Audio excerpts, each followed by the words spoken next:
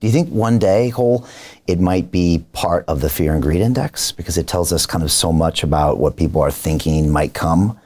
It's an interesting question.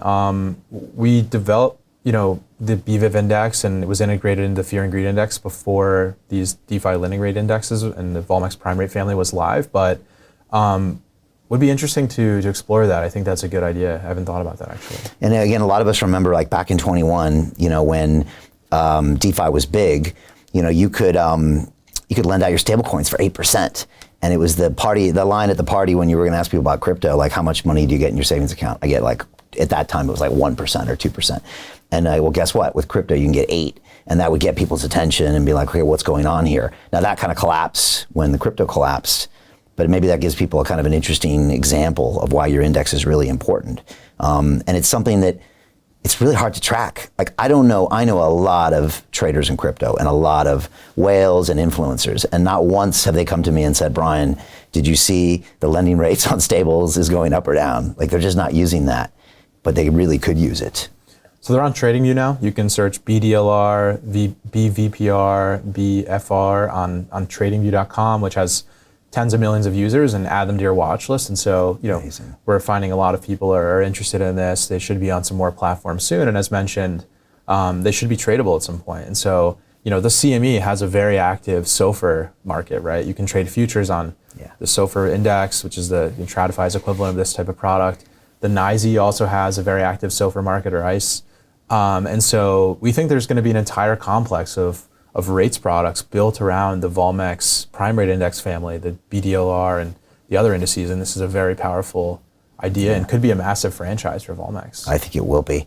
When I got to that swap book at Bankers Trust in 93, I was trading Chicago Mercantile Exchange futures on LIBOR. And they had evolved from a 3-month LIBOR contract to 1, 3 months forward, 6 months, 9 months, and then out to 10 years. And we used to trade these individual 40 different, futures contracts. Peter Thiel took $500,000 and turned it into $1 billion using the exact same techniques we're using inside the investment club. He met a CEO, his name was Zuckerberg. He pitched him the deal and he said, okay, I'll give you $500,000. Mark went public and sold the shares to people like you. Well, what happened to Peter? Well, he exited and got a 2,300x return. The wealthy invest in early stage companies, folks. The public markets are for suckers. It's a rigged game. By the way, this happens in crypto as well. It's called pre-sale tokens. This is Solana. Does anybody know this chain? They sold pre-sale tokens for 4 cents. And you can see the date on there, April 5th, 2018. Look at Solana today, folks. That thing's up over 1,000x. The media and Wall Street and all these hype people get you to buy the top. Meanwhile, they put their clients in at the bottom and they use you for liquidity to make their clients rich. You can play this same game. You just have to have the financial education and the deal flow. That's it. And it created this whole yield curve of borrowing and lending rates, based on LIBOR. And it was an integral part of most of the bank's business. Like you said, people don't understand fixed income is 10x bigger, I think, maybe roughly than some of the other markets. So this on Bitcoin, this is what institutions want and need. Yeah. I totally agree. I think that's a really interesting experience, having traded, LIBOR futures.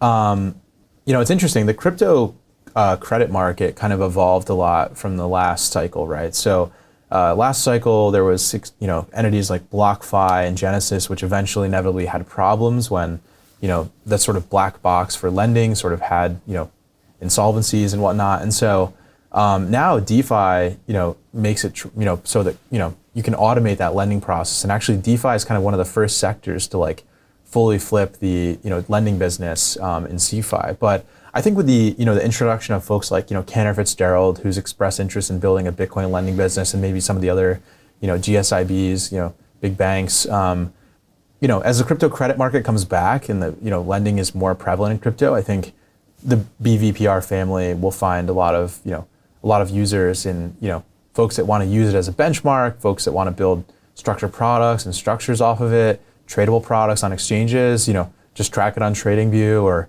hopefully soon Bloomberg and others. And so, I think it's a really powerful idea. And, so we're really excited to be this kind of, index conglomerate that has the leading vol index franchise in crypto, but also this leading emerging rates index franchise, and really excited about where we're headed. Hey, I know investing in crypto is scary. It takes a real leap of faith because there are so many scams, rug pulls, and bad actors out there. It's a dangerous business, which is why 95% of people lose all their money. Well, that's why I created the London Real Investment Club, so you can access the hottest deals on the planet and use the crypto bull market to create the generational wealth that you deserve. Join my team of over 100 people from around the world that are making millions of dollars behind the scenes investing in blockchain, AI, Web3 games, DeFi, Bitcoin, and more. Don't miss out. Click the link below to book a call with one of my team now.